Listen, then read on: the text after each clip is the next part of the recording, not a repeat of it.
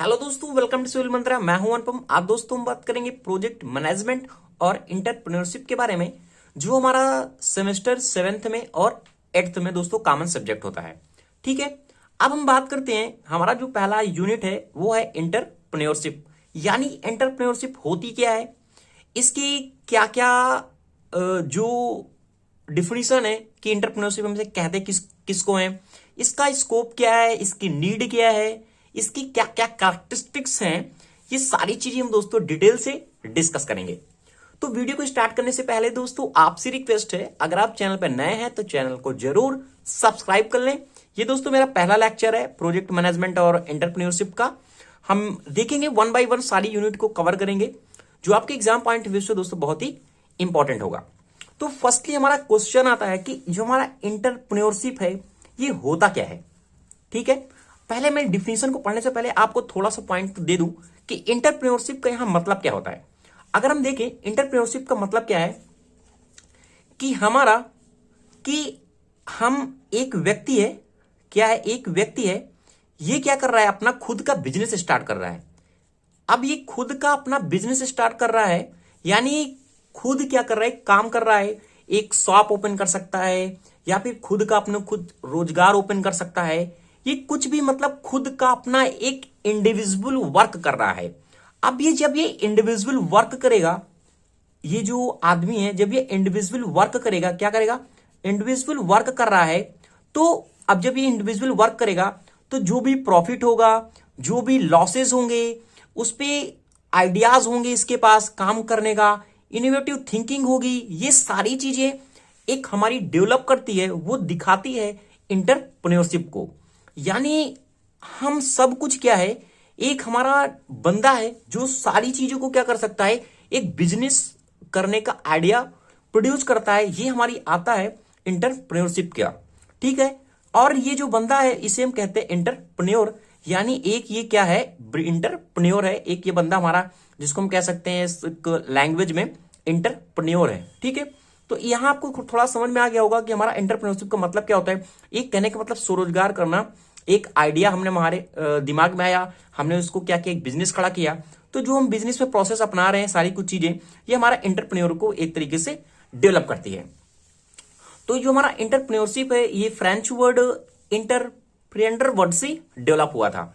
Entrepreneur का मतलब क्या होता है कि इंडिविजुअल हु वेयर अंडरटेकर, यानी इंडिविजुअल बंदा हु जो वेयर अंडरटेकर, यानी सारी चीजों को क्या कर रहा है, अंडरटेक कर रहा है सारी चीज को। ठीक है, अगर हम बात करें इसके पूरे मीनिंग के बारे में, तो under took the risk of new enterprises, यानी जो उसने न्यू एंटरप्राइजेस किया, जो काम किया हुआ है, वो जो रिस्क है वो सारा चीजें एक बंदा ही उठा रहा है। ये होता है इसका मेन डिफिनीशन, फ्रेंच जो अंडरप्रेन्योर के अंतर्गत आता है। अब इसमें कई सारे हमारे डिफिनीशन क्लियर की गई हैं, कई सारे ने मतलब जो हमारे एंटरप्रेन्योरशिप थे उनके कई सारी डिफिनीशन इसमें डिराइव की गई कि हमारा एंटरप्रेन्योर किस तरीके से डिफाइन कर सकते हैं। तो कुछ डिफिनीशन को मैं क्लियर करता हूं कि जो दिखाती है कि एंटरप्रेन्योरशिप का मतलब क्या होता है। जैसे हमारे एडम स्मिथ ने कहा था कि entrepreneur is an individual who form an organisation for the commercial purpose. यानी एंटरप्रेन्योरशिप जो हमारा एंटरप्रेन्योर है, हम किसे कहते हैं, एंटरप्रेन्योर यानी इंडिविजुअल, यानी एक बंदा है जो इंडिविजुअल है, एंटरप्रेन्योर है। हु फॉर्म एन ऑर्गेनाइजेशन, जिसने एक ऑर्गेनाइजेशन को फॉर्म किया है for the commercial purpose, commercial purpose के लिए। तो ये हमारा क्या होता है, एंटरप्रेन्योर होता है। ठीक है, फिर हमारा देख कार्ल मैंगर्ड से उन्होंने क्या क्या एंटरप्रेन्योर की डिफिनेशन क्या दी। Entrepreneur is a change agent who transform the resources into the useful goods and the service, thus they create the circumstances leading the industry growth. यानी कहने का मतलब जो हमारा एंटरप्रेन्योरशिप है एक हमारा चेंज है, ट्रांसफॉर्मेशन है, जो हम किसी भी रिसोर्स को, किसी भी ऑब्जेक्ट को, उसके गुड्स को या फिर सर्विस को इंप्रूव करने के लिए न्यू क्या करते हैं, आइडियाज क्रिएट करते हैं उस इंडस्ट्री को ग्रोथ करने के लिए। यानी हम कोई काम कर रहे हैं, हम जो काम कर रहे हैं उसमें नए नए आइडियाज ला रहे हैं, उसमें चेंजेस कर रहे हैं, जिससे हमारी इंडस्ट्री क्या कर रही है, ग्रोथ कर रही है, उसका सर्विस की जो प्रॉपर्टी है, गुड्स है, रिसोर्सेस है, वो इंप्रूवमेंट हो रही हैं। तो वो हमारा क्या होता है, एक तरीके हमारा क्या है, एंटरप्रेन्योर है। ठीक है, एंटरप्रेन्योरशिप के अंतर्गत आता है। ये हो गया। एक थे हमारे पीटर ड्रिकर, ये क्या कहते हैं एंटरप्रेन्योर के बारे में देखते हैं इनका क्या कहना था। ये कहते हैं कि an entrepreneur is one who always search for change, respond to it and exploit it as an opportunity. कहते हैं कि हमारा जो एंटरप्रेन्योरशिप एक तरीके से एक एंटरप्रेन्योर क्या है हमारा, हु जो क्या करता है, ऑलवेज सर्च फॉर चेंजेस, जो हमेशा सर्च करता है, खोजता है चेंजेस करने के लिए, इंप्रूवमेंट करने के लिए, कि किसी भी ऑब्जेक्ट को, किसी भी प्रोसेस को हम किस तरीके से अपने प्रोसेस को इंप्रूव कर सकें। Respond to it and exploit it is an opportunity, और उस अपॉर्चुनिटी को क्या करता है, वो लाभ के रूप में क्रिएट करता है, उसको सर्च करता है। तो ये कुछ डिफिनेशन थी जो एंटरप्रेन्योरशिप को दिखाती हैं कि एंटरप्रेन्योरशिप किसे कहते हैं। आपको इतना आइडिया लग गया होगा दोस्तों कि हमारा एंटरप्रेन्योरशिप होता क्या है और हमारा एंटरप्रेन्योर क्या होता है। ठीक है, अब यहां तो हमें समझ में आ गया कि ये एंटरप्रेन्योरशिप होती क्या है। अब एक जो बंदा है, जो एंटरप्रेन्योर है, जो एक बिजनेस को क्या करना चाहता है, तो उस पे क्या क्या, इस बंदे पे कैरेक्टरिस्टिक्स होनी चाहिए कि वो जो काम कर रहा है उसको अच्छे से अच्छा बना सके। यानी कोई कंपनी है, अब ये क्या किया, एक कंपनी को सपोज दैट स्टेबलाइज किया, तो ये पता चल गया कि हमारा ये एक प्रोसेस क्या एंटरप्रेन्योरशिप है। बट जो ये सोच रहा है, ये बंदा जो सोच रहा है काम करने के लिए, इसकी क्या क्या क्वालिटी होनी चाहिए एक एंटरप्रेन्योर की।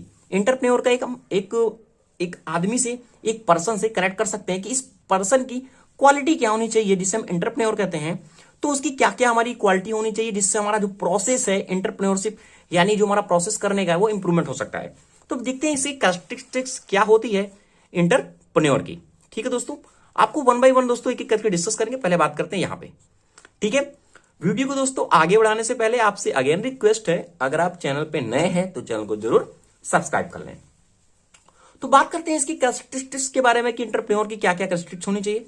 पहला आता है हमारा ऑप्टिमिस्टिक, यानी जो हमारा एंटरप्रेन्योर है वो ऑप्टिमिस्टिक होना चाहिए। ऑप्टिमिस्टिक का मतलब आशावादी होना चाहिए, उसके माइंड में निगेटिविटी नहीं आनी चाहिए। यानी जो वो काम कर रहा है उसके बारे में पूरी तरीके से उसे बिलीव होना चाहिए। एक तरीके से जो हम काम कर रहे हैं वो आने, जब हमारा आगे उसकी क्या क्या प्रॉफिट होगा, हमें लॉस के बारे में कभी नहीं सोचना चाहिए। यानी कहने का मतलब ऑप्टिमिस्टिक, आशावादी, हमेशा पॉजिटिव वे में उसे हर चीज को सोचना चाहिए। ये होता है ऑप्टिमिस्टिक। आता है डिजायर टू सक्सीड। है जो डिजायर टू सक्सीड मतलब इससे अभिलाषा होनी चाहिए कि जो मैं काम कर रहा हूं उसमें मुझे 100% सक्सेस मिलेगा। यानी क्या है, एक तरीके से उसके हर माइंड में पॉजिटिविटी होना चाहिए, जो हमारा एक एंटरप्रेन्योर है। रिस्क टेकिंग एबिलिटी, हाँ, जो उसके अंदर जो क्वालिटी होनी चाहिए, रिस्क टेकिंग एबिलिटी, जो रिस्क की एबिलिटी होनी चाहिए कि जो मैं काम कर रहा हूं ये अगर ये मतलब लाभ होगा या प्रॉफिट होगा, तो रिस्क की एबिलिटी होनी चाहिए हर एक काम को करने के लिए। अगर आप रिस्क लाइफ में नहीं ले सकते दोस्तों, तो मेरा कहना है आप कुछ नहीं कर सकते। तो रिस्क लेना चाहिए। अब ऐसा नहीं कि आप जुआ खेल रहे हैं तो रिस्क ले रहे हैं, मैंने वो कहना नहीं है। आप एक व्यवसाय करिए जो उद्यमशीलता को दिखाएगा, एंटरप्रेन्योर को दिखाएगा, एंटरप्रेन्योरशिप को दिखाएगा कि कहीं ना कहीं उसमें लाभ होगा। अगर रिस्क है तो आपको रिस्क लेना पड़ेगा। ठीक है, मैनेजमेंट स्किल या मैनेजरियल स्किल, उसके पास मैनेजमेंट की स्किल होनी चाहिए कि किस तरीके से हमें अपने एंटरप्रेन्योर को किस तरीके से काम करना है, उसके अंदर ये स्किल होनी चाहिए मैनेजमेंट हैंडल करने की। लीडरशिप क्वालिटी, जो हमारा एंटरप्रेन्योर है उसके अंदर लीडरशिप की क्वालिटी होनी चाहिए कि वो अपनी टीम को किस तरीके से लीड करेगा, जो उसके पास बंदे होंगे, मैन पावर होगी, उसको किस तरीके से काम कराएगा, किस तरीके से लीड करेगा, किस तरीके से उसको प्रमोट करेगा। तो लीडरशिप की क्वालिटी भी उसमें होनी चाहिए। Ready to fulfil his commitment, ये पॉइंट कह रहा है कि ready to fulfil his commitment. हाँ, कमिटमेंट में यहां मतलब क्या है कि जो उसने कहा है उसमें कमिटमेंट होना चाहिए कि वो अपना काम जो है एट ए टाइम पे कर ले। मतलब उसका काम है कि जो जिस दिन का काम है वो काम कर रहा है, तो वो अपनी कमिटमेंट पे पूरी तरीके से सही है, वो अपना काम पूरी तरीके से अच्छे से कर रहा है, तो क्या होना चाहिए, रेडी होना चाहिए फुलफिल हिज कमिटमेंट पे अपने। नेक्स्ट पॉइंट क्या कह रहा है, लर्न न्यू थिंग्स। हाँ, जो उसके आइडियाज हैं काम करने में है, तो हमें से उसे सीखते रहना चाहिए कि हम जो काम कर रहे हैं उसमें न्यू न्यू आइडियाज क्या होंगे, न्यू न्यू थिंकिंग क्या होगी, तो ये हमें हमेशा सीखना चाहिए। ऑलवेज हैज ए विजन, उसके पास एक विजन होना चाहिए कि जो हम काम कर रहे हैं उसका विजन क्या होगा, एक विजन हमेशा बनाए रखना चाहिए। इससे क्या होता है कि जो एंटरप्रेन्योर है वो डे बाय डे क्या कर सकता है, इंक्रीज कर सकता है अपनी प्रोडक्टिविटी को और खुद को भी। तो उसके अंदर एक विजन हमेशा दोस्तों होना चाहिए। इंडिपेंडेंसी इन हिज वर्क, हाँ ये पॉइंट हमारा वहां से आता है कि जो काम कर रहा है एंटरप्रेन्योर वो हमेशा इंडिपेंडेंस हो, यानी फ्री हो अपने काम के प्रति, ताकि वो जो काम करे वो फ्री होके करे, अच्छे से करेगा तो अच्छा काम होगा। ठीक है, तो इंडिपेंडेंस इन हिज वर्क बताता है। आता है desire to do something new. Desire to do something new, हमें क्या है, न्यू टेक्नोलॉजी हमें हमेशा करना चाहिए। डिजायर, उसकी अभिलाषा होनी चाहिए टू डू समथिंग न्यू, कि हमेशा वो न्यू टेक्नोलॉजी को यूज करे और अपने प्रोडक्टिविटी को डे बाय डे क्या करे, इंक्रीज करे। तो बताता है कि उसके अंदर ये क्वालिटी होनी चाहिए, एक हमारा जो एंटरप्रेन्योर होता है। ऑलवेज इनोवेटिव, इनोवेटिव क्या है, उसके अंदर जो आइडियाज है, न्यू न्यू आइडियाज हैं, उनको हमेशा क्या करना चाहिए, यूज करना चाहिए। एक इनोवेटिव टेक्निक हमें होनी चाहिए। प्रॉब्लम सॉल्विंग एबिलिटी, हाँ प्रॉब्लम सॉल्विंग एबिलिटी, कोई भी हमारी प्रॉब्लम आती है तो उसमें एबिलिटी होनी चाहिए कि उस प्रॉब्लम को क्या कर सकती है, वो सॉल्व कर सके। आपने देखा होगा जो भी हमारी आजकल कंपनियां हैं वो जब इंटरव्यू लेती हैं, फाइनली राउंड जब करते हैं, तो ये सारी क्वालिटी एक तरीके से हमें देखते हैं कि हम उसके हिसाब से उस कंपनी में हम जब जाएंगे तो उसकी प्रॉब्लम को हम सॉल्व कर सकते हैं कि नहीं, हमारी ये एबिलिटी है कि नहीं कि उस प्रॉब्लम को हम जज कर सकें। ठीक है, हाई लेवल एक्सपेक्टेशन, हाँ जो एंटरप्रेन्योर है सबसे मेन पॉइंट होता है हाई लेवल एक्सपेक्टेशन, यानी जो एंटरप्रेन्योर के अंदर हमेशा एक एक्सपेक्टेशन होनी चाहिए हाई लेवल की। अगर वो हाई लेवल नहीं सोचेगा तो अपने प्रोसेस को वो इंप्रूव नहीं कर सकता है। तो ये सारी क्वालिटी एक हमारा जो एंटरप्रेन्योर है उसके अंदर होनी चाहिए, तभी वो एक अच्छा एंटरप्रेन्योर कहलाएगा। तो इस तरीके से दोस्तों हम डिफाइन कर सकते हैं कि हमारे एंटरप्रेन्योर क्या क्या कैरेक्टरिस्टिक्स होनी चाहिए। अगर आपके माइंड में और भी कुछ टेक्निक्स आ रही हैं कि ये कैरेक्टरिस्टिक्स होनी चाहिए एक एंटरप्रेन्योर में, तो आप लिख सकते हैं। आपको बस एक समझ में आना चाहिए कि हम एक काम करने वाले हैं, हमने एक व्यवसाय एस्टैब्लिश किया है, एक नया सोचा है रोजगार करने को, तो क्या क्या हमारे पास क्वालिटी होनी चाहिए। ठीक है, अब बात करते हैं, जैसा कि हमारा बुक में गिवन है कि phase of the entrepreneurship development, तो उसकी क्या क्या फेज हैं जो एंटरप्रेन्योरशिप को डेवलप करते हैं। ठीक है, तो हमारा होता है पहला initial phase, development phase and support phase. Initial phase में क्या बताया गया है, creation of the awareness of entrepreneurial opportunity based on the survey. यानी इनिशियल फेज में हम ये देखते हैं कि एंटरप्रेन्योरशिप के कि जो हम व्यवसाय कर रहे हैं उसमें हम सर्वे करते हैं कि उसकी क्रिएशन अवेयरनेस क्या है, जो हम एंटरप्रेन्योरियल अपॉर्चुनिटी उसकी क्या हो सकती है। यानी कहने का मतलब क्या है, हम देखते हैं कि हमने सपोज दैट हमने स्टेबलाइज किया कि हमें ये काम, ये दुकान यहां खोलनी है, तो हमें पहले सर्वे करना पड़ेगा कि वहां पे उसकी अपॉर्चुनिटी क्या है, उन जो क्रिएशन ऑफ द अवेयरनेस क्या होगी, वहां की इसमें रिक्वायरमेंट है भी कि नहीं।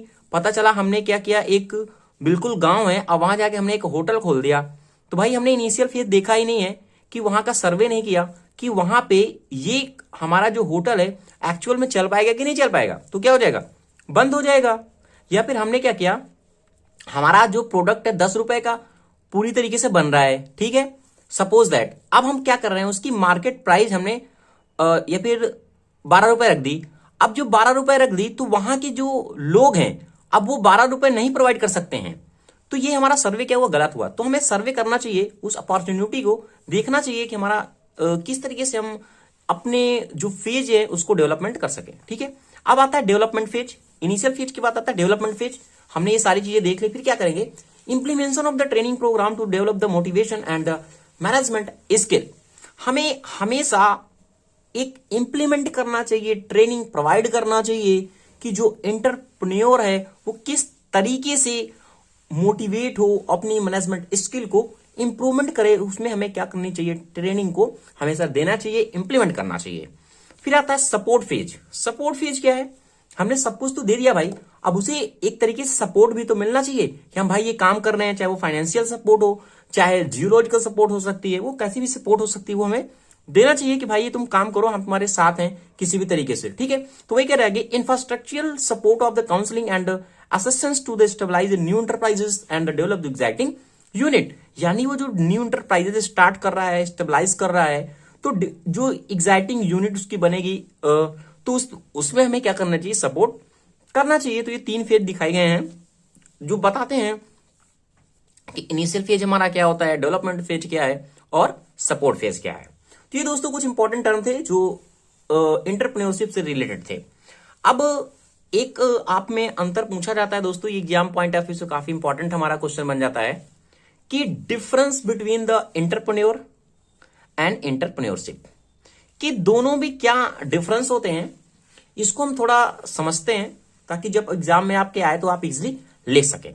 देखो मेरा दोस्तों सीधा सा कहना है, अगर हम थोड़ा जनरल भाषा में बात करें, जैसे मैंने बताया था, एक ये क्या है, आदमी है, इसकी जो क्वालिटी है वो एंटरप्रेन्योर की है, ठीक है। अब इस आदमी ने जो काम किया, जो प्रोसेस को अपनाया, इसने क्या किया, अब ने ये काम किया, क्या किया, वर्क किया। अब ये वर्क जो कर रहा है, जो प्रोडक्ट को डेवलपमेंट कर रहा है, उसका जो प्रोसेस होगा, सारी चीजें, वो एंटरप्रेन्योरशिप कहलाएगी। इतनी भाषा आपको थोड़ा समझ में आया? यानी एंटरप्रेन्योर इस जो पर्सन है उसकी क्वालिटी को बताएगा, पर्सनली इसकी क्वालिटी को बताएगा, और जो वर्क की क्वालिटी है, जो प्रोडक्ट की क्वालिटी है, वो सारी चीजें ये बताएगा एंटरप्रेन्योरशिप। इतनी बात अगर समझ में आ गई तो आप, अब जब मैं डिफरेंस बताऊंगा तो आपका और भी पॉइंट क्या हो जाएगा, क्लियर हो जाएगा। देखते हैं क्या कह रहा है। Entrepreneur is a person. Entrepreneur क्या होता है, एक आदमी होता है, एक पर्सन होता है, उसकी क्वालिटी को बताता है। Entrepreneurship is a plan of action, यानी जो एंटरप्रेन्योरशिप क्या बताता है, is a plan of action, जो हम काम कर रहे हैं उसके प्लान के बारे में बताता है, ठीक है। फिर कह रहा है कि entrepreneur is an administrator. Administrator का मतलब क्या है, ये जो बंदा एडमिनिस्ट्रेटर कर रहा है ये एडमिनिस्ट्रेटर है, और इसका जो हमने प्रोसेस अपनाया ये क्या हुआ, एडमिनिस्ट्रेशन हुआ, ठीक है। फिर कह रहा है कि entrepreneur is a risk bearer, यानी जो भी रिस्क हो रहा है ये क्या कर रहा है, एक पर्सन ही पूरी तरीके से ले रहा है, ठीक है। लेकिन रिस्क बियरिंग एक्टिविटी, जो उस कंपनी की प्रोसेस में है, पूरी एक्टिविटी को ऑब्जर्व कर रहा है, वो हमारा क्या होगा, एंटरप्रेन्योरशिप के अंतर्गत आएगा। इनोवेटर, हमने क्या किया, नई तकनीकी अपनाई, इनोवेटर किया, यानी एक तरीके से इन्वेंशन किया इस पर्सन ने। सपोज दैट हमारे माइंड में आइडिया आया, अगर मैं बात करूं, जैसे हम देखते हैं वाटर की, अगर हम बात करें, थोड़ा सा स्मॉल एग्जांपल लेते हैं, हमारा जो वाटर है, हम देखते हैं जो हमारी बिस्लरी है उसका हम यूज करते हैं, ठीक है। तो ये क्या हुआ, किसी बंदे ने इन्वेंशन किया होगा, इनोवेटर होगा, एक पर्सन इनोवेटर होगा इसका, जो सोचा होगा कि भाई हमें इस तरीके से इस प्रोसेस को करना चाहिए। अब क्या है, इस प्रोसेस को हमने जब किया, वो हमारा क्या हुआ, प्रोसेस ऑफ इनोवेशन हो गया। फिर बहुत सारी कंपनियां आई, उन्होंने क्या किया, इस प्रोडक्ट को, बिस्लरी को यूज किया। यानी देखो पानी तो हर जगह था ना, बट क्या किया, इसने एक नई टेक्निक अपनाई, इनोवेटर किया। इस पर्सन ने जो किया वो इनोवेटर था। अब इस जो प्रोसेस को हम अपना रहे हैं वो हमारा क्या हो गया, इनोवेशन हो गया। तो आपको डिफरेंस समझ में आ रहा होगा। आता combine factor of the production and use of the factor of the production. अब क्या होता है, जो एंटरप्रेन्योर इज इनिटेटर। इनिटेटर का मतलब क्या है, जो इनिटेट कर रहा है, ठीक है, यानी स्टार्टअप कर रहा है, वो इनिटेटर हुआ। एंड टेकिंग एन इनिटेटिव, जो उसमें एक्शन हो रहा है वो टेकिंग, वो इनिटेटिव के अंतर्गत आते हैं, ठीक है। अब आता है कि इज ए लीडर, ये एक लीडर होता है, एक पर्सनल लीडर होता है, एक बंदा जिसकी क्वालिटी है नथिंग बट लीडरशिप। इस पे क्या होता है, एंटरप्रेन्योरशिप इज नथिंग बट, कुछ नहीं है बट एक लीडरशिप, एक पूरी तरीके से संस्था की जो लीडरशिप क्वालिटी होती है वो बताता है एंटरप्रेन्योरशिप। आपको समझ में आ गया हो कि एंटरप्रेन्योर हमारा क्या होता है और एंटरप्रेन्योरशिप किस तरीके से दोनों डिफरेंट है। ये सारी चीजें हमने बात तो कर ली। अब हम एक और पॉइंट के बारे में बात करते हैं। अब ये आपको इजीली समझ में आया होगा, कॉन्सेप्ट क्लियर हो गया होगा कि हमारा एंटरप्रेन्योर किस तरीके से वर्क करता है, या फिर हमारा एंटरप्रेन्योरशिप क्या होती है, ठीक है। अगर हम बात करें, मैं हर चीज दोस्तों थोड़ा एग्जांपल से रिलेट करूंगा ताकि आपको जो एग्जाम पॉइंट ऑफ व्यू से आए तो ये चीज समझ के आप क्या सकते हैं, इजीली लिख सकते हैं। हम बात करते हैं scope of the entrepreneurship and need of the entrepreneurship. यानी देखो, अब जो हमारा क्या स्कोप है एंटरप्रेन्योरशिप का, यानी यार सीधी सी बात है, अब हम कोई भी काम स्टार्ट कर रहे हैं, कोई भी फैक्ट्री स्टार्ट कर रहा है ये बंदा, अब ये एंटरप्रेन्योरशिप की बात कर रहे हैं, एंटरप्रेन्योर की नहीं बात कर रहे हैं। अब ये जो काम कर रहा है, इसने सपोज दैट एक क्या किया, कंपनी को स्टेबलाइज किया, ठीक है। अब ये कंपनी बनाएगा, तो इस कंपनी को बनाया तो इसका स्कोप क्या हुआ, माइंड में रखिए, ठीक है। फिर बातें नीड पे आते हैं। अब ये जब ये कंपनी बनाएगा तो क्या होगी, प्रोवाइड द जॉब, हमें क्या मिलेगा, जॉब मिलेगा, बहुत सारे बंदे इसमें काम करेंगे, इनको क्या पड़ेगा, रोजी रोटी मकान मिलेगा, इनको मतलब प्रोवाइड जॉब मिलेगी। डेवलपमेंट कमिटीज, हाँ बहुत सारी कमेटी ये होंगी जो नई नई आइडिया लाएंगी, डेवलप करेंगी, तो develop the committees. Creation of the business, जो हमारे बिजनेस के आइडियाज होंगे, बहुत सारी कंपनियां इस पे आएंगी, बिजनेस करेंगी, तो हमारा जो वहां का इन्वायरमेंट है वो क्या करेगा और डेवलप होगा।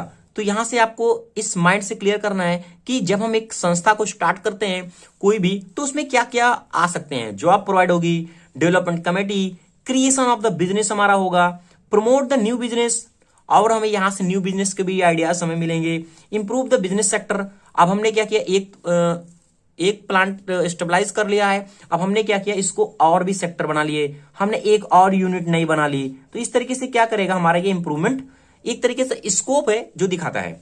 एंड प्रोवाइड द अपॉर्चुनिटी, और हमें क्या मिलेगी, एक नई नई अपॉर्चुनिटी काम करने की मिलेगी, ठीक है। तो इस समझ में आ गया होगा स्कोप क्या होता है जब हम एक कंपनी को स्टेबलाइज कर लेते हैं। ये चीजें तो हो गई। अब हम बात कर लेते हैं कि जब हम एक कंपनी को बनाते हैं तो need of the entrepreneurship, entrepreneurship की नीड क्यों है, क्यों आवश्यकता है कि कोई भी बंदा एंटरप्रेन्योर वो एंटरप्रेन्योरशिप करे। मेरा कहने का मतलब हर एक जो बंदा होना चाहिए, जो मैन पावर है, जो आदमी है, उसमें ये कैपेबिलिटी होनी चाहिए, वो एक उसके अंदर ये गुण होना चाहिए कि हर एक आदमी एंटरप्रेन्योरशिप करे, एंटरप्रेन्योर हो, ठीक है। अब तो उसकी क्या क्या नीड होनी चाहिए, उसमें क्या क्या आवश्यकता होनी चाहिए एक एंटरप्रेन्योरशिप के अंदर, वो बात करते हैं। Passion, perseverance and the persistence. यहां मतलब क्या है, जो दिखाता है कि एक बंदे जो मैन है उसके अंदर जुनून होना चाहिए, काम करने का जुनून होना चाहिए, कि जो काम कर रहा है वो उसमें नए नए आइडियाज आने चाहिए। तो ये दिखाता है, क्या दिखाता है, पैशन को दिखाता है, जो उस इमोशन को क्या करता है, अनकंट्रोल्ड करता है काम करने के लिए प्रति, और पर्सन को क्या कर सकता है, एक अंदर से, एक उसे कह सकते हैं ना, हिमसेल्फ से एक तरीके से अंदर से आता है कि भाई वो काम करे, इस काम को करे, तभी वो एक अच्छा एंटरप्रेन्योरशिप हो सकता है, ठीक है, एंटरप्रेन्योर हो सकता है। और मेच्योर थ्रू द एक्सपीरियंस, अगर हम बात करें कि बिजनेस के लिए अगर हम अच्छा एक एक्सपीरियंस देखना है तो हमें क्या करना चाहिए, कम से कम ये मान चलो ज्यादा से ज्यादा एक्सपीरियंस होना चाहिए उस पर, कि हम जो एक्शन ले रहे हैं जो वो अच्छा होना चाहिए। तो मोस्ट हमें एक्सपीरियंस को एनालाइज करना चाहिए। एंड परसिस्टेंस मतलब क्या है, is the sail that will the boat of the entrepreneur through thought of the climate. यानी यहां एग्जांपल देता है कि अगर हमारे क्लाइमेट है कोई खराब हो रहा है तो हमारी जहाज क्या फंसी हुई है, तो वो किस तरीके से हम बाहर निकाल सकते हैं, ये बताता है परसिस्टेंस को। तो ये सारी आवश्यकता है कि एक एंटरप्रेन्योरशिप के अंदर हो। बिग ड्रीमर, बिग ड्रीमर का मतलब क्या है, उसमें बिग ड्रीम होना चाहिए, कुछ बड़ा करने की एबिलिटी होनी चाहिए, उस पे वाइड पिक्चर होना चाहिए, उसके हर एक दिमाग में आना चाहिए कि हम ये काम जो कर रहे हैं वो बहुत ही अच्छा ऊंचाई पे जाए। Actually very fast step it is fast of the self discovery, और उस पर हर समय उस पर माइंड में आना चाहिए कि हम एक डिस्कवरी करें जो हमारी प्रोडक्ट को क्या करें, इंप्रूवमेंट कर सके। लर्निंग, उसमें सीखने की क्षमता होनी चाहिए, हमेशा न्यू आइडियाज को सीखना चाहिए, जो आने वाले जो मतलब जो चेंजिंग है, न्यू टेक्नोलॉजी है, उसे हमेशा क्या करना चाहिए, सीखना चाहिए। गुड लिसनर, उसे अच्छा सुनने का मतलब क्या है, देखो जब अच्छा बंदा कब करेगा, जब हर चीज को क्या करेगा, एब्जॉर्ब करेगा, अच्छी टेक्नोलॉजी को क्या करेगा, सीखेगा, सुनेगा, तो वही कह रहा है कि गुड लिसनर उसे होना चाहिए, ठीक है। एंड फाइनेंसिंग पार्टनर, हाँ फाइनेंसिंग पार्टनर दोस्तों यहां भी बहुत इंपॉर्टेंट रोल रखता है, क्योंकि अगर आपके पास पैसा नहीं है तो आप काम नहीं कर सकते। तो फाइनेंसिंग पार्टनर का मतलब क्या है, अगर हम कोई भी काम कर रहे हैं तो उसकी इंपॉर्टेंट क्या है, हम अगले बंदे को क्या कर सकते हैं, सेटिस्फाई कर सकें, और उसपे जो फाइनेंसिंग पार्टनर है वो, भाई कोई भी कंपनी, तुम्हारा कंपनी में पैसा, कोई कंपनी है, कोई तुम्हारी कंपनी में पैसा इन्वेस्ट कब करेगा, कब इन्वेस्ट करेगा, जब वो सेटिस्फाई हो जाएगा कि यहां पे भाई जब हम इन्वेस्ट कर रहे हैं वो पूरी तरीके से हमें क्या करेगा, प्रॉफिट देगा।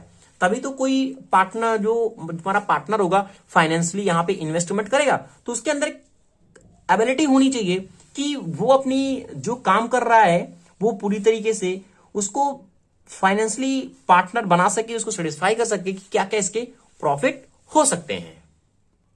नेक्स्ट दोस्तों बात कर लेते हैं जो हमारा इंपॉर्टेंट टर्म आता है, यहाँ पे दोस्तों क्वेश्चन पूछे जा सकते हैं, थोड़ा सा है, हेडिंग अगर डिस्कस करेंगे तो आपको इजीली समझ में आ जाएगा कि अंदर हम क्या लिख सकते हैं कि list of the major competence that lead the superior performance of the entrepreneur. ठीक है, कह रहा है कि द मेजर कॉम्पिटेंस क्या क्या उसमें गुणवत्ता एक तरह से हम बता सकते हैं कि दैट लीड द सुपीरियर, जो बता सकती है कि सुपीरियर परफॉर्मेंस कर सकता है एक हमारा एंटरप्रेन्योर।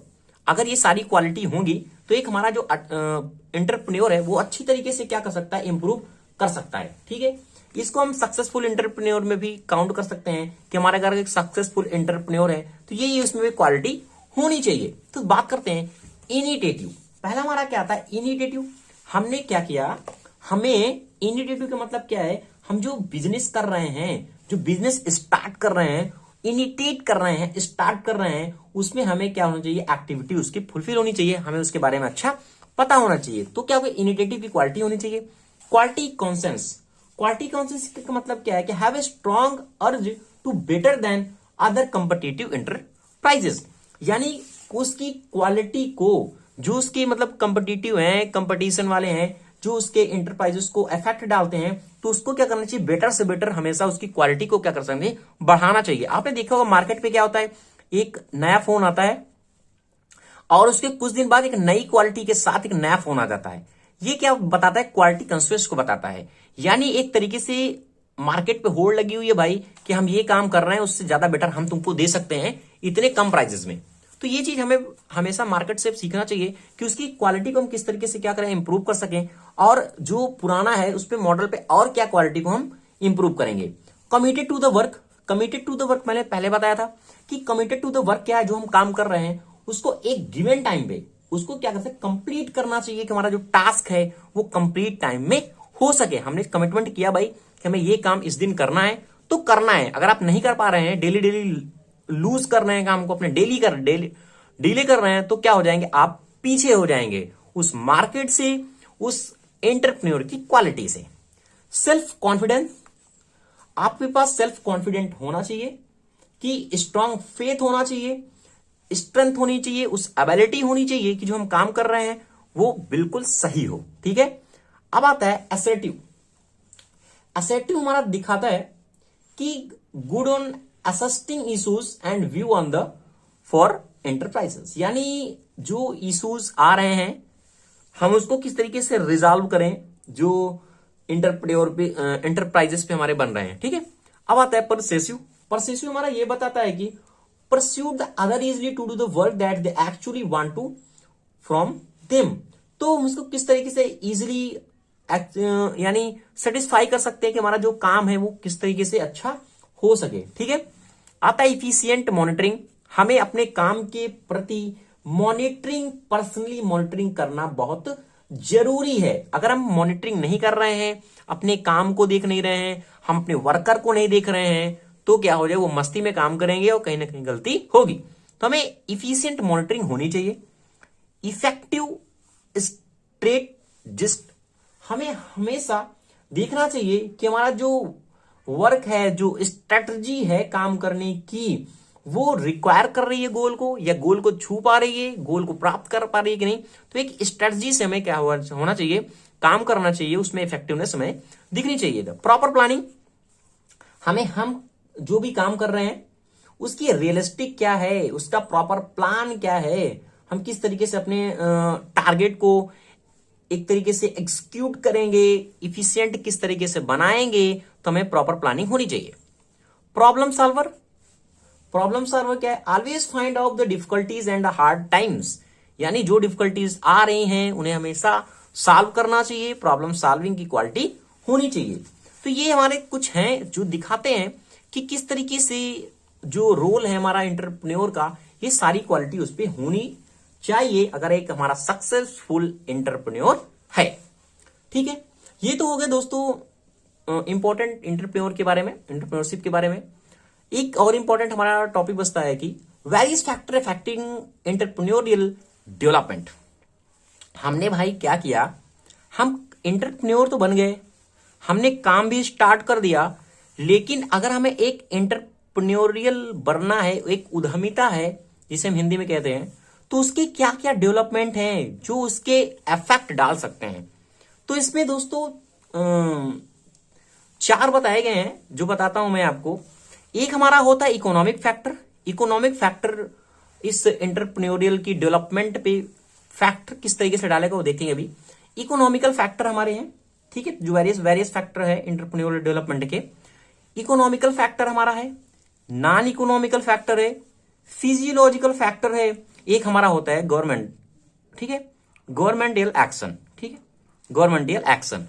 तो ये कुछ पॉइंट है, 4 पॉइंट है जो इफेक्ट डालते हैं। किस तरीके से देखते हैं इकोनॉमिक फैक्टर का क्या मतलब क्या है, कोई भी हम काम कर रहे हैं तो हमारे पास इकोनॉमिक कंडीशन अच्छी होनी चाहिए, यानी capital, capital this is called पूंजी। हम क्या कर रहे हैं, कोई भी काम कर रहे हैं, अगर हमारे पास पैसा नहीं है तो हमें उस रिसोर्सेस को जो दिखाती है हमारी लैंड, भाई हमें लैंड कहां से आएगी, मशीन कैसे आएगी, और जो उसका रॉ मटेरियल है वह कहां से आएगा, ये हमें देखना पड़ेगा। इकोनॉमिक फैक्टर डिपेंड करता है। अगर ये चीज हमारे पास नहीं है तो हम एक काम को अच्छी तरीके से नहीं कर सकते हैं। तो ये सारे फैक्टर होते हैं जो हमें ध्यान में रखने पड़ते हैं कि ये सारी चीजें हम एक एंटरप्रेन्योर को पहले से देखनी चाहिए कि उसके पास ये सारे रिसोर्सेस हैं कि नहीं। वो भी कब होंगे, जब हमारे पास पूंजी होगी। लेबर, इकोनॉमिक फैक्टर में ये सारे पॉइंट क्यों इंक्लूड किए, कहीं ना कहीं ये पैसे से रिलेट करते हैं। लेबर, हमें अच्छी क्वालिटी का लेबर चाहिए भाई, स्किल्ड चाहिए, सेमी स्किल्ड चाहिए, किसके लिए कौन सा लेबर चाहिए। तो क्या करता है ये दिखाता है कि हमें इसमें भी इन्वेस्ट करना पड़ेगा भाई। अच्छा लेबर होगा, अच्छी क्वालिटी होगा, स्किल्ड होगा, तो क्या कहीं ना कहीं पैसा ज्यादा लेगा, ठीक है। तो ये चीज हमें देखना चाहिए। रॉ मटेरियल, जो हम मटेरियल को मंगा रहे हैं, जो इंडस्ट्री पे हम यूज करेंगे, उसकी प्राइमरी नीड क्या है, वो इफेक्ट क्या डालेगा, ये हमें देखना चाहिए। मार्केट, मार्केट में आते हैं तो हम बात करते हैं it's necessary to find idea target market for your idea service are the product. उसकी सर्विस के बारे में, उसके प्रोडक्ट के बारे में, वो ये सारी चीजें हमें मार्केट से पता चलनी चाहिए। जब हम इकोनॉमिक फैक्टर, उसका मार्केट पे प्राइस क्या होगा, हमें लॉस ना हो, तो हमें ये सारी चीजें देखनी चाहिए। अब आते हैं non economic factor. Non economic factor में हम वो चीज जोड़ते हैं जो एक तरीके से सोशल से रिलेटेड होती है, ठीक है। सोशल से रिलेटेड मतलब सोशल मोबिलिटी। अभी सोशल मोबिलिटी है, सोशल मोबिलिटी जो उसकी गतिविधि है, जो जैसे हम कहें कि it involve the degree of mobility social and graphical aspect. जो उसकी यानी हमने कोई कंपनी लगाया, हम देखते हैं भाई उसका जो सोशल पे क्या इफेक्ट पड़ेगा, यानी नुकसान तो नहीं दे रही है, एंड उस पे नेचर पे क्या इफेक्ट पड़ेगा, ये सारी चीजें हमारी आती हैं ये नॉन इकोनॉमिक फैक्टर पे, ठीक है। पता लगा हमने, देखो भाई कहने का मतलब क्या, हमने कोई कंपनी लगा दी, ठीक है, हमने क्या किया, अब यहाँ चिमनी है भाई, धुआं उठ रहा है, अब ये क्या सोशल पे तो इफेक्ट डाल रहा है ना एक तरीके से कहीं ना कहीं, तो ये चीज हमें ध्यान देनी पड़ती है। मार्जिनलिटी, ठीक है। अब मार्जिनलिटी क्या है कि individually are the group permit the given social system provide the ideas assume the entrepreneurial role. यानी एक हमारा जो एंटरप्रेन्योर का रोल क्या है उस इंडिविजुअली या ग्रुप के, तो वो सारी चीजें हमें मार्जिनलिटी पे देखने को मिलती है। सिक्योरिटी, सिक्योरिटी पर्पज से क्या मतलब होता है कि जो हम एक तरीके से मॉडल को बना रहे हैं या हमने कोई काम स्टार्ट किया है, तो उसकी सिक्योरिटी को भी हमें देखना पड़ता है कि हमें जो एंटरप्रेन्योर है वो डरे नहीं। सिक्योरिटी का मतलब क्या है, वो डरे नहीं, जो हम काम कर रहे हैं निगेटिविटी ना रखे अपने काम के प्रति और वो अच्छा काम करे, ये भी हमें नॉन इकोनॉमिक फैक्टर पे देखना पड़ता है। सपोज दैट उसने काम तो स्टार्ट कर दिया, बट क्या उसके अंदर निगेटिविटी है कहीं ना कहीं, तो ये सारी चीजें भी इफेक्ट कहीं ना कहीं करेंगी, ठीक है। अब आता है कि फिजियोलॉजिकल फैक्टर। फिजियोलॉजिकल फैक्टर क्या है, नीड अचीवमेंट। हमें एक मानसिक फैक्टर देखना चाहिए कि हम नीड अचीवमेंट, अगर हम अचीवमेंट नहीं कर पा रहे हैं टाइम टू टाइम, तो हमें एक निगेटिविटी माइंड में आएगी, फिजियोलॉजिकल फैक्टर जनरेट होगा। एक एस्थेटिक्स है कि high need of the achievement हमें मिलनी चाहिए। Major determine the entrepreneurship development, एक अच्छा एंटरप्रेन्योरशिप जैसे डेवलप करना चाहता है तो नीड अचीवमेंट अच्छा होना चाहिए। Withdrawal of the status respect, और जो काम कर रहा है वो उस पे काम के प्रति एक रिस्पेक्ट भी मिलना चाहिए, कि उसका स्टेटस डाउन ना हो। पता चला हमने भाई कोई काम किया और वो काम अच्छा नहीं हुआ, तो रिस्पेक्ट भी मायने रखती है कहीं ना कहीं फिजियोलॉजिकल फैक्टर में, कि हमारा जो माइंड सेट होना चाहिए वो काम के प्रति किस तरीके से होना चाहिए। अब आता है गवर्नमेंटल एक्शन। गवर्नमेंटल एक्शन से मतलब क्या है कि जो गवर्नमेंटल के रूल हैं, रेगुलेशन है, वो किस तरीके से इफेक्ट डालते हैं, एक हमारा जो कंपनी हमारी स्टेबलाइज हो जाती है। तो ठीक है, तो ये दोस्तों हुआ हमारा दोस्तों फर्स्ट लेक्चर। अगर दोस्तों आपको वीडियो अच्छा लगा है, समझ में आया है, तो प्लीज दोस्तों चैनल को लाइक शेयर कमेंट जरूर करें, ताकि मैं आगे भी आपको इस तरीके से पूरी यूनिट को कवर करूं। Thank you.